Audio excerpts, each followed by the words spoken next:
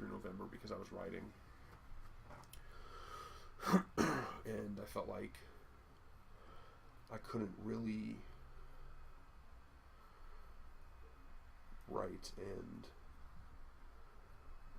I couldn't read somebody else's story and write my own at the same time without those ideas bleeding into mine, which is, as an artist, that's something that I've heard a lot is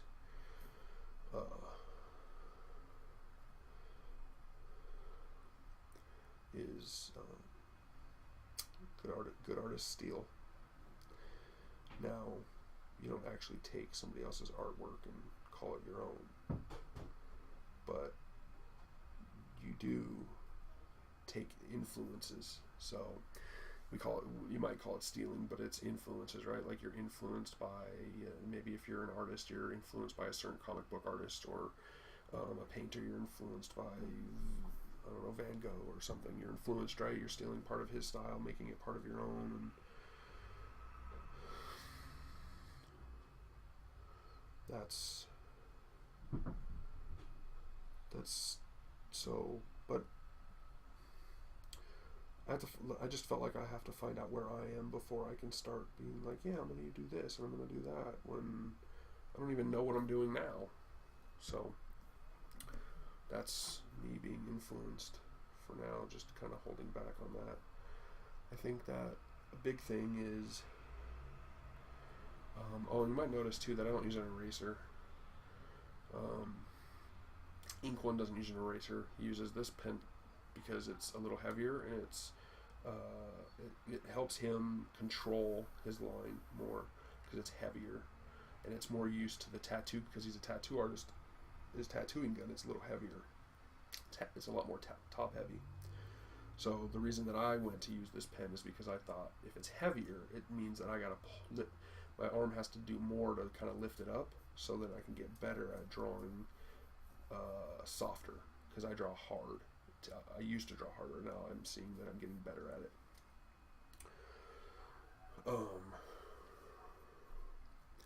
So let's put this down, kind of like this, and then this will come down.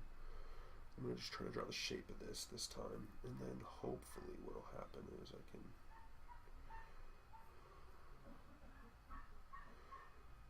make it look better just with the shape. Kind of lost my train of thought there. Oh yeah, so Ink One doesn't erase because he can't erase, because as a tattoo artist, right, if you're drawing somebody's skin, then you can't mess up, or you got to be able to make your mess ups look good. And so I don't erase, and that's not because I'm becoming a tattoo artist or anything. It's just because I'm trying to work with what happens, and like Bob Ross says, happy accidents, right? Happy little accidents. And so I try not to erase. Sometimes I'm like, I find myself reaching for the eraser and erasing, but lately I haven't been erasing. So I did erase on some of the map that I drew for the book, just because that needed to be more more straightforward for me, just to kind of figure out what I was doing.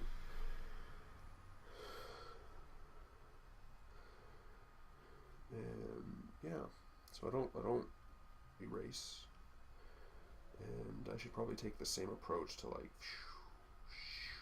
the painting on paper, because I feel like this and digital painting is completely different. Digital painting feels like molding to me, like I'm molding something on the canvas. This feels like I'm pulling something out of it, like, oh, I put this line here and this makes this come out.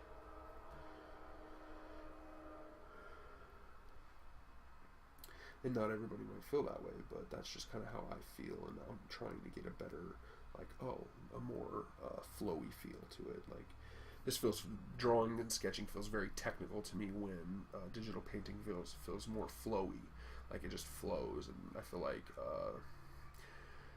with my grasp on digital painting now, I feel like I could probably mold a better character than I could draw, just because molding, it feels more, I don't know, almost like more hands-on, but it's not. It's just like I can put a blob of paint, then I can be like, okay, this goes like this, and this, and yeah.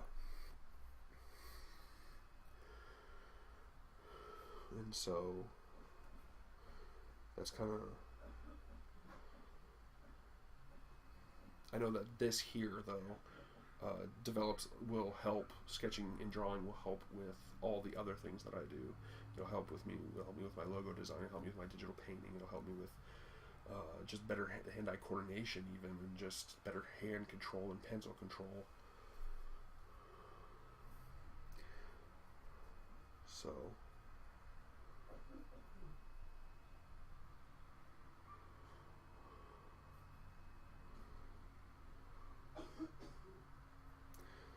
I got some of my family home now, and everybody's loud. My whole family's loud. That's just what they are.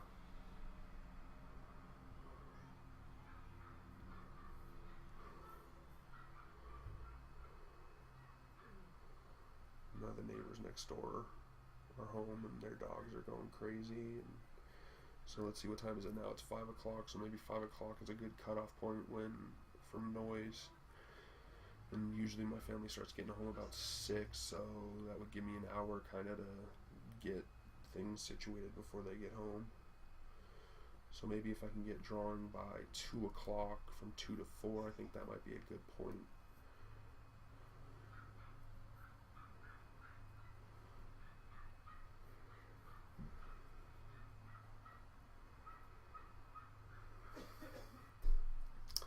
So I'm gonna keep working on this. Actually, I'm gonna end up cutting the stream here. I'll keep going for about another 9 minutes, and then it'll be an hour. I like the flow of this hair a lot more than some of the other hair that I've done. So yeah, that's just kind of my thing, you know. It's a daily basis, so I'm trying to figure out what I'm cutting out and what I'm keeping, and it's just a daily struggle of that. And one thing that I've kind of also have done is working on managing stress more.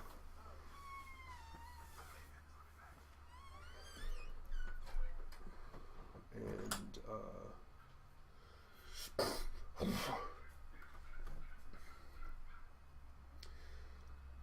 yeah, just managing stress more. Like, I'm happy. Like, why shouldn't I be? Why shouldn't well, there's a lot of reasons to not be happy, and some people can't control whether they are or not, and this is not directed at them, but I'm choosing to be happy. Like, something that I posted on Thanksgiving is like, what I'm thankful for is the ability to choose to be happy. And like right now I'm standing at my desk, right, and maybe my legs get tired, but I should be happy that I'm able to stand as a person, you know, like I have both my legs. Like, that's just there's a lot of noise around me constantly. My family is noisy, my neighbors are noisy, the trains are noisy, everything's noisy, but I have ears that can hear. Like, I should be happy that I'm not deaf. Like, just always kind of looking for the positive aspect. And I know that seems optimistic, like glass is, you know, half full or whatever it is, but typically I'm more of an analytical type of guy, where if I was to walk up to a glass sitting on a table,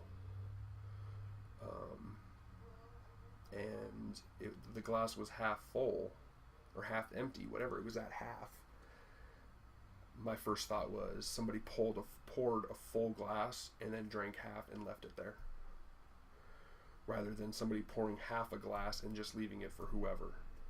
Like, practical. I'm very practical. So yeah, there's that. So like, it's just choosing to be happy, and I am in a position in my life to where I have very little responsibility, except for the responsibility that I choose. Not a lot of people are in their 30s. I'm 30, and not a lot of people in their 30s can say that. They have children, they have families, they have a bunch of other things. And while I have family and there are children that I help with and care for, that, like, it's a choice. Like, I'm choosing to be happy. I'm choosing to help them. These aren't my responsibilities. Like, I don't have to do these things. And helping my family is just something that, you know, that I'm like, that I'll do, no questions asked. Like, that's just, And choosing to be happy is something that not everybody gets to do. I mean, some people just don't. Some people have just natural depression, right? They don't have the right chemicals to be happy in their brain, and they don't have the choice to be happy. And so just being like having the ability to be happy as a person, like, why am I not? Like, I just feel like I'm just wasting, like, I have the ability to be happy. A lot of people have the ability to be happy, but they're stressed, they're rushed.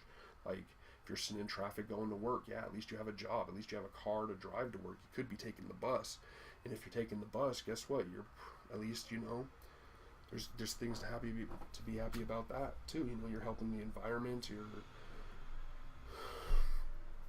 At least you have a job if you're taking the bus to your job. Just like, there's things to be happy about. And if you have the ability to choose that, then that's what you should be doing. Like, I know that sometimes you get mad and that just happens, but I don't want to be mad. I just want to let it go. Like, I want to be happy. I don't want to be stressed. I don't want to be doing things that are just harmful to myself. Like, why? What's the point of being, see, like, I drew that circle, whoops. And I think that one of the things too, like, that art has helped me, especially with no eraser, right, is like, see, like, I made this circle and I shouldn't have, and I did it on this one too. And like, because this is a 3/4 view and the skull kind of wraps here, and then you have this space here, and there's no line here unless you have hairline there. And so when you draw the circle, you should be drawing it, this is the face, it's not the skull you're drawing. I mean, some people do that where they draw the whole skull, but then I should be making room for that, right? Like, I should have drawn the circle this big and left this part open. But I didn't get mad at that. Like, I don't have an eraser. I'm working with it. Like, I'm just going to work with it. That's what I'm going to do. And so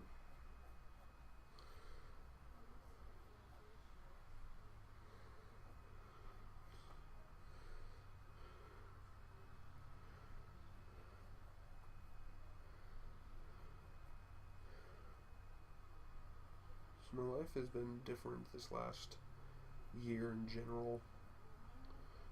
Just trying to be happier, trying to consume less, I am an overweight guy, and I'm trying to get healthier. I've been dieting, and I lost 70 pounds last year. This year I'm not losing as much weight, but I'm doing weight training because I found that I was doing a lot more cardio at first, and my joints were hurting a lot after a while. And it was because my muscles weren't strong enough to support the weight that are on my joints.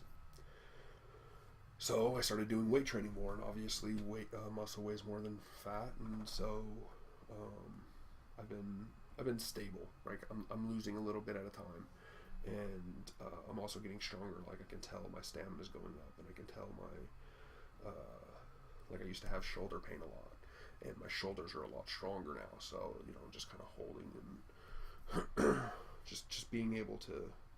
So I used to work out a lot, and I stopped, and now I'm in a position, like I said, I'm 30 years old, I'm healthy, I'm completely healthy. Like, I mean, I have allergies and I have asthma, but these are things I was born with. I have the ability to lose weight and not have diabetes, because I don't have diabetes, and being overweight and it being in my family, and just the way that eating habits are nowadays, most people, like, it's very likely that you get diabetes, and I have a chance not to do that because I'm perfectly healthy. And why shouldn't I strive to be healthier? Like, I'm 30 years old now, and I feel the best I've ever felt. And a lot of 30-year-olds are saying they feel old, or they don't want to get old or whatever, and I feel like I'm 20 years old. So